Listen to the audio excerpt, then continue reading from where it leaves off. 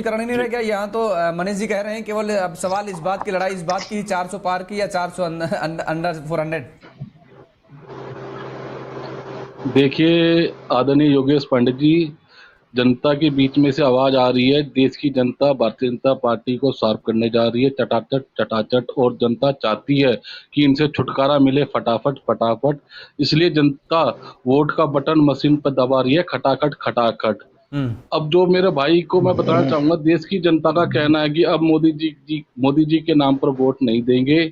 मोदी जी ने 10 साल से जनता खूब चला है और भारतीय जनता पार्टी के दिन लद गए हैं। 2024 में अब एक नया सवेरा होगा। जो जीतेगा वो हमारे लिए महंगाई की बात करेगा, बेरोजगारी की बात करेगा, महिलाओं की बात करेगा, युवाओं की बात करेगा। अभी जिस तरह मेरे पोदार भाई साहब ने जो कहा, बिल्कुल उनकी बात से मैं सहमत हूँ कि इंडिया गठबंधन को खोने के लिए कुछ नहीं है, लेकिन के लिए बहुत, एनडीए को हर कदम पर खोने के लिए बहुत कुछ है।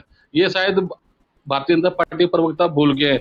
जो ये कहते हैं 2024 का नारा 400 का, वो फ्लॉप हो गया है। देखिए काठ की हांडी बार बार नहीं चढ़ती है, और भारतीय जनता पार्टी का जो जुमला का पहाड़ था वो ढह चुका है। इसलिए जनता समझ चुकी है और इस बार इनको सबक सिखाने जा रही है। मैं आपको बताना चाहूंगा पांडे जी, देखिए महाराष्ट्र के 13 सीटें हैं।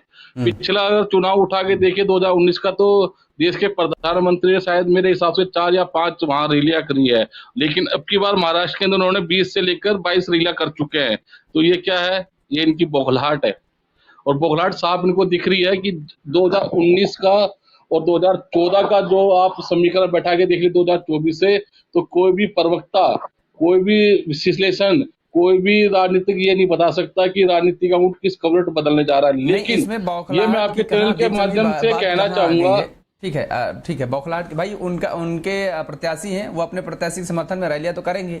दूसरी बात, एक सवाल ये है कि आप कह रहे हैं कि ठीक है, निरंजन जी ने भी कहा कि खोने के लिए कुछ नहीं, लेकिन एक सीट तो है ना रायबरेली खोने के लिए, वहां भी सस्पेंस बरकरार है क्या? क्योंकि भारतीय जनता पार्टी ये कह रही है कि अब तो इमोशनल कार्ड सोनिया गांधी खेल रही हैं कि हमने अपने बेटे को आपको सौंप दिया है, अब आपको इसका उद्धार लगाना है। डर है क्या रायबरेली सीट भी नहीं बच पाएगी इस बार? जी आदरणीय जी, देखिए मैं आपके माध्यम से फिर कहूंगा 4 जून को भी यही सी बात पर टल रहूंगा कि और अमेठी हम कई लाखों वोटों से जीत रहे हैं। और रही बात देश के प्रधानमंत्री के अंदर हिम्मत है या भारतीय जनता पार्टी के प्रवक्ताओं में हिम्मत है, तो ये अपने 10 साल के अंदर जो इन्होंने कार्य करे उनको गिनाते।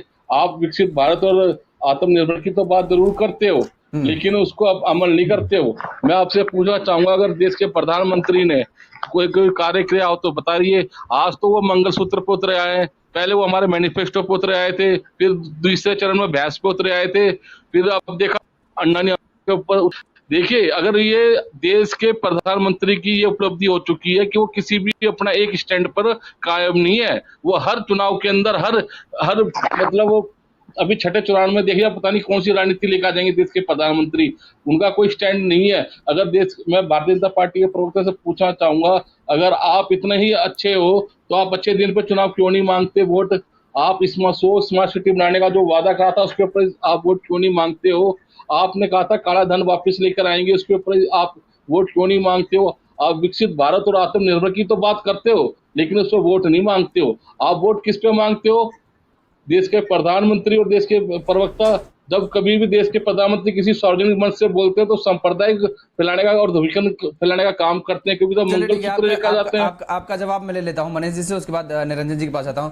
मनीष जी, आप जिन मुद्दों को लेकर के आए थे 19 में कि आप ये काम करेंगे, उन कामों को लेकर के आप गिनाते हैं, अपनी बड़ी बड़ी उपलब्धियां भी बताते हैं कि हमने ये उपलब्धि अचीव की है, तो फिर उन उपलब्धियों पर आप वोट क्यों नहीं मांगते जनता के बीच में?